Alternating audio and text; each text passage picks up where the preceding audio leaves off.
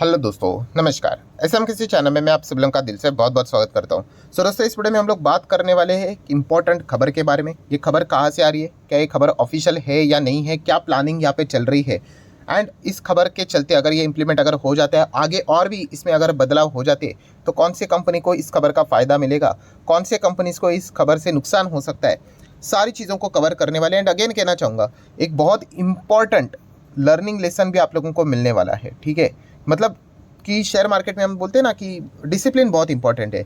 एक चीज़ को पकड़कर कभी भी निवेश करने के लिए जाना नहीं होता है। ठीक है, आप जाने के लिए तो कैसा भी जा सकते हो, बट ये मतलब जो वीडियो है आप लोगों को बहुत सारी चीज़ें, मतलब आपको इन्वेस्टमेंट से रिलेटेड आप थोड़ा सा और चौकन्ना हो जाओगे। ऐसे भी कुछ पॉइंट्स आप लोगों को देखने को यहाँ पे मिल जाएंगे। सो लेट्स स्टार्ट कि यहाँ पे अगर देखा गया तो किसकी बात होने वाली है। तो दोस्तों, और खबर कहाँ से आ सकती है?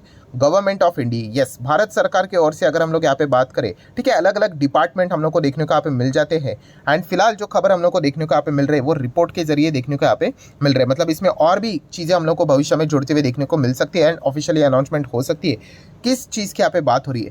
तो दोस्तों, प्लास्टिक। यस, प्लास्टिक की अगर हम लोग बात करें, आप सभी लोगों को पता है, हर बच्चे को यहाँ पे ये चीज़ पता है कि प्लास्टिक का इस्तेमाल जितना कम करेंगे उतना अच्छा होता है। क्यों?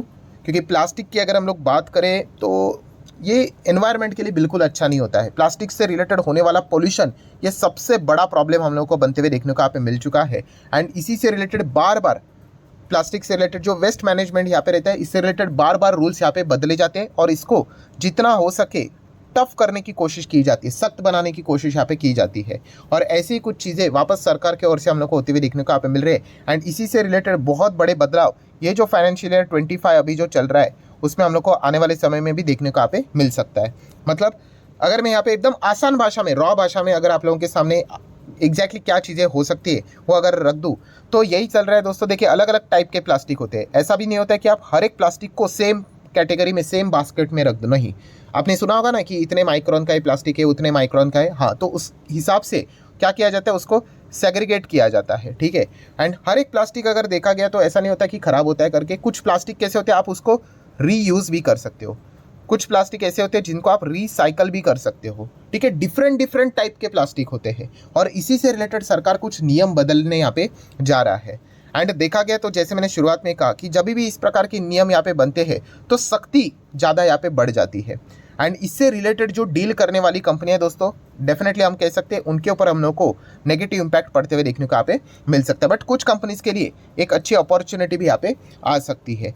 तो एग्जैक्टली अगर देखा गया तो धीमे धीमे करके हम लोग यहाँ पे आगे बढ़ेंगे तो आप लोगों को चीज़ें यहाँ पे समझ में आ जाएगी। अगर मान लीजिए अगर कोई एक कंपनी है, ठीक है, बिजनेस कर रहे हैं, ठीक है, अगर वो कंपनी का जो पैकेजिंग होता है, जिस चीज़ का पैकेजिंग होता है, जैसे कि टूथपेस्ट वाली कंपनी पकड़ लेना, आपने देखा होगा टूथपेस्ट वाली जो कंपनियां होती है, ठीक है, उसमें भी जो कंपनी तो टूथपेस्ट बनाती है, थोड़ी ना वो प्लास्टिक बनाती है। वो पैकेजिंग का काम किसी और का आउटसोर्स कर देते हैं, उसका पैसा वो दे देते हैं।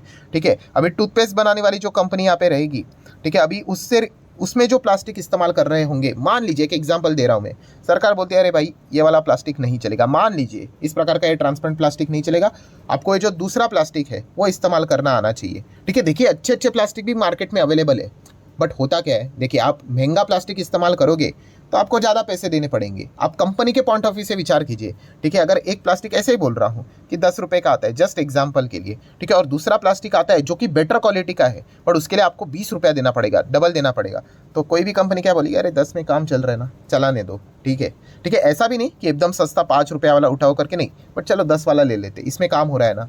हाँ, पर देखा गया तो एक्चुअल में 20 वाला अच्छा है। तो प्रॉब्लम क्या है यहाँ पे दोस्तों कि कंपनी का यहाँ पे क्या बढ़ जाएगा, अगर नियम बदल जाते हैं और उनके ऊपर वो चीज़ें लागू हो जाती है तो यस, उनका जो पैकेजिंग कॉस्ट है वो बढ़ जाएगा।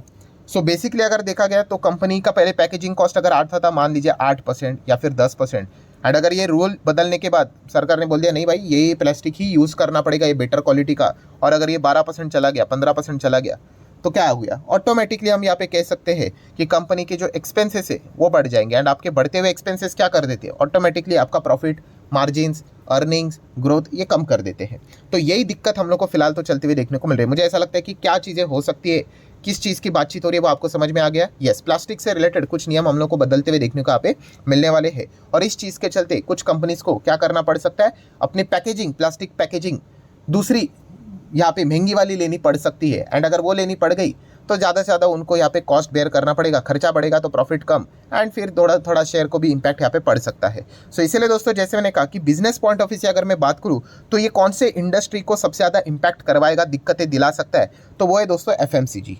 यस, एफएमसीजी से रिलेटेड ही हम लोग को चीज़ें देखने को यहाँ पे मिल रही है। सो इस चीज़ के चलते दोस्तों कौन से ऐसे स्टॉक्स है जिनको हम कह सकते हैं कि वो थोड़े से दुखी हो सकते हैं। देखिए अगेन कह रहा हूँ, इसका अर्थ ये नहीं कि भाई चीज़ें खत्म हो गई, बर्बाद हो गई, ऐसा नहीं है। एंड एक्सटर्नल इशू है, आपकी कंपनी है, मेरी कंपनी है, हम अगर सेम बिजनेस में काम करते हैं, ठीक है, तो डेफिनेटली सबके ऊपर ये रूल लागू यहाँ पे हो जाएंगे। But yes, temporary short term के हिसाब से अगर हम लोग बात करें किसकी दिक्कत यहाँ पे बढ़ सकती है, कौन सी कंपनीज की, तो दोस्तों ब्रिटानिया इंडस्ट्री, इसको थोड़ा बहुत तकलीफ यहाँ पे हो सकता है, ठीक है।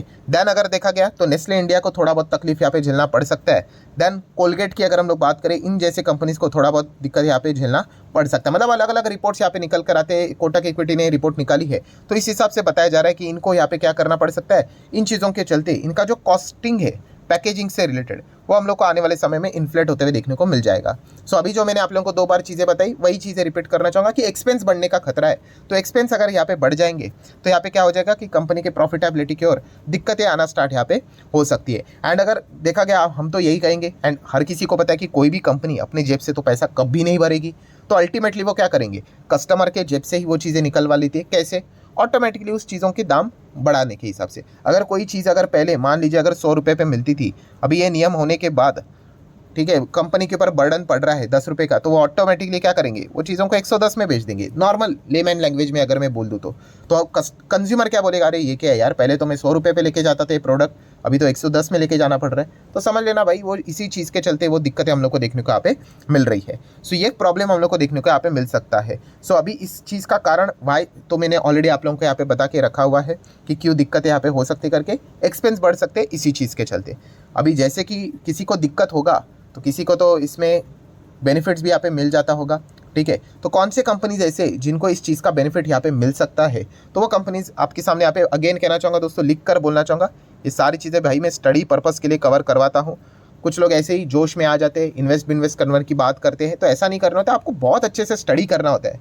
इतना मतलब हल्के फुल्के टॉफ़ी ना बन जाओ कि किधर भी जाके हम लोग मतलब निवेश कर देंगे करके, ऐसा नहीं। प्रॉपरली चीज़ों को पढ़ो, आप समझो पहले बिजनेस क्या है, बेनिफिट मिलेगा तो भाई वन टाइम का बेनिफिट है कि लॉन्ग टर्म का बेनिफिट है, ठीक है। कि एक आध बार 50 मार दिया है कि एक्चुअल में क्लियर, मतलब ये जो प्लेयर है कंसिस्टेंसी के साथ खेलता है कि इसको हम आगे बैटिंग करने के लिए भेज, मतलब ये सारी चीज़ें इस प्रकार से देखनी होती है, ठीक है। एक क्रिकेट का एग्जांपल मैं देता हूँ क्योंकि बार बार हम उससे अच्छे से रिलेट कर पाते हैं, ठीक है। सो चलिए अभी बेनिफिट्स की बात करें तो उफ्लेक्स लिमिटेड करके कंपनी है, इसको बेनिफिट मिल सकता है। ये पैकेजिंग वाली ही कंपनी है, ठीक है। अगर यहाँ पे कुछ नियमों में बदलाव आ जाता है, अच्छे पैकेजिंग से रिलेटेड अगर चीज़ें जो डील यहाँ पे करती है, अगर इनको कॉन्ट्रैक्ट्स यहाँ पे मिलेंगे तो डेफिनेटली इनका रेवेन्यू बढ़ने के चांसेस ज़्यादा है। तो इन चीज़ों को समझो, आप चाहो तो इसको पढ़ाई कर सकते हो, स्टडी कर सकते हो भाई, कोई रिकमेंडेशन नहीं, मैं आपको बार बार इन चीज़ों को बता चुका हूँ। देन ईपीएल लिमिटेड, पहले तो ईपीएल लिमिटेड की अगर मैं बात करूँ तो इसका ओल्ड नाम हम लोगों को देखने को मिलता था, ठीक है, एसएल प्रोपैक लिमिटेड करके, ठीक है। इनके लोगों के ऊपर भी आप लोग ये चीज़ें यहाँ पे देख सकते हो।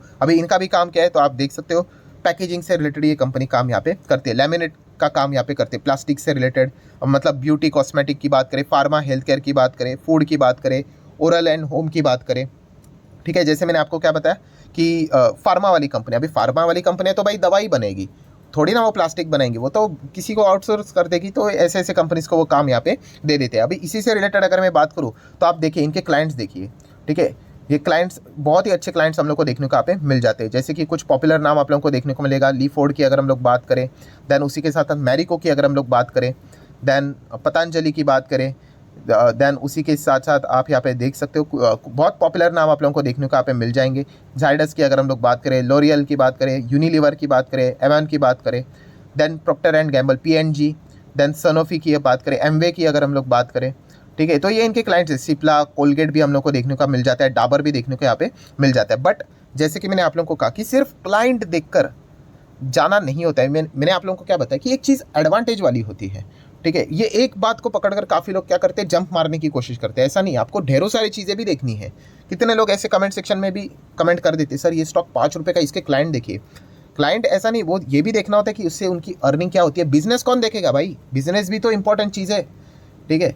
कि वरना सिर्फ कंपनी के लेबल के नाम मिल रहे चिपकाने का, तो भाई क्या इसमें बिजनेस है? ठीक है, बड़ा बिजनेस कुछ तो होना चाहिए। तो ये पॉइंट भी हमें पता होना चाहिए। तो अगर आप पढ़ रहे हो इस कंपनी को तो उस हिसाब से भी देखना चाहिए। काफ़ी लोग ऐसे मोटिवेट हो जाते हैं, अरे वाह वाह वाह क्या क्लाइंट है, डायरेक्टली जंप मार देते हैं। अरे मैंने कितनी बार कहा है कि बहुत सारे पैरामीटर देखने होते हैं, बैलेंस शीट, P&L, कंपनी के रिजल्ट, कंपनी का बिजनेस ग्रोथ क्या है, मैनेजमेंट क्या है, ये वो एंड इसमें एक वन ऑफ द पैरामीटर होता है कि क्लाइंट करके। ठीक है, अगर आप सिर्फ एक ही पॉइंट को देखकर अगर आप जाओगे तो ये आप काफ़ी बड़ा रिस्की बेट ले रहे हो। तो इस पॉइंट को भी आपको समझ में यहाँ पे आना चाहिए। नेक्स्ट अगर हम लोग यहाँ पे बात करेंगे दोस्तों, तो आगे बढ़ लेते हैं। गणेशा इकोस्फेयर की अगर बात करें, ये भी पैकेजिंग से रिलेटेड काम करने वाली कंपनी, चाहो तो इसको भी स्टडी कर सकते हैं। सारे छोटे छोटे कंपनी है। देन ITC, अभी इसमें एक और लर्निंग लेसन। अभी ITC नाम कहाँ से आ गया? अरे भाई ITC का बिजनेस देखिए, बहुत सारा बिजनेस है इनका। कंज्यूमर गुड्स में है, अपीयरेंस में है, एजुकेशन में, होटल में है, पेपर बोर्ड में है, एग्री बिजनेस में, सिगारेट तो भाई इनका हार्टी है। ठीक है, बट इसके अलावा ये इतने सारे बिजनेस करते हैं, इसी में ही पैकेजिंग भी है। ठीक है, तो इसीलिए बेनिफिट मिल सकता है। बट क्या ITC इस चीज़ के चलते खरीदना चाहिए? मैं रिकमेंडेशन के फॉर्म में नहीं बोल रहा हूँ, मैं जनरल इससे बोल रहा हूँ। नहीं, क्यों? क्योंकि अगर देखा गया इनका मेन बिजनेस भाई कमाई समझो। अगर ITC का अगर 100 रुपया कमाती है मान लीजिए, एंड सिगारेट से अगर वो कमाते हैं 90 रुपये, ऐसे ही बोल रहा हूँ, और बाकी जितने भी प्रोडक्ट्स है, जितने भी मान लीजिए एक रुपया कमाते हैं, तो क्या फ़र्क पड़ता है? कोई फ़र्क नहीं पड़ता है। एक्चुअल में इनका बिजनेस क्या है? सिगारेट का बिजनेस। वहाँ पे अगर कोई अच्छी बुरी खबर आती है तो ये स्टॉक बड़े मात्रा में रिएक्ट करेगा, बाकी चीज़ों में इतना रिएक्ट नहीं करेगा। तो ये क्यों? क्योंकि कॉन्ट्रीब्यूशन वहाँ से एक रुपये के हिसाब से, बट सिगारेट का कॉन्ट्रीब्यूशन 90%, 90 रुपये के हिसाब से। तो ये इस कॉन्टेक्स्ट में हम लोगों ने देखना होता है। ऐसा नहीं कि बस वो एक चीज़ देख ली, अरे भाई उसका रेवेन्यू में कॉन्ट्रीब्यूशन कितना है। ठीक है, अगर रेवेन्यू में कल कुछ कंट्रीब्यूशन ही नहीं, मान लीजिए ITC का कोई एक और बिजनेस है XYZ करके, ठीक है, किसी प्रोडक्ट में काम करते हैं, उसमें रेवेन्यू में कुछ कंट्रीब्यूशन ही नहीं, 0.5% है, कल ITC बोलेगा मैं अपना बिजनेस को बंद कर रहा हूँ XYZ वाला, तो क्या फ़र्क पड़ेगा? क्या नहीं पड़ेगा, क्योंकि कंट्रीब्यूशन इतना छोटा सा है। बट अगर कल वो बोलते हैं भाई सिगारेट में अगर हम कुछ ऐसा बदलाव करते तो भाई बहुत बड़ी हलचलें होंगी। तो इस पॉइंट्स को भी हम लोगों को समझ में यहाँ पे आना चाहिए। सो आशा करता हूँ दोस्तों वीडियो हेल्पफुल लगा होगा। तो चाहो तो आप इस टॉपिक को और भी फर्दर स्टडी कर सकते हो। अगेन कहना चाहूँगा, मेरा काम आपको एजुकेशन देना है, कोई रिकमेंडेशन देना नहीं। सो आशा करता हूँ वीडियो हेल्पफुल लगा होगा। तो चाहो तो थम्स अप दे सकते हो। मिलते हैं नेक्स्ट वीडियो में, तब तक के लिए बाय बाय।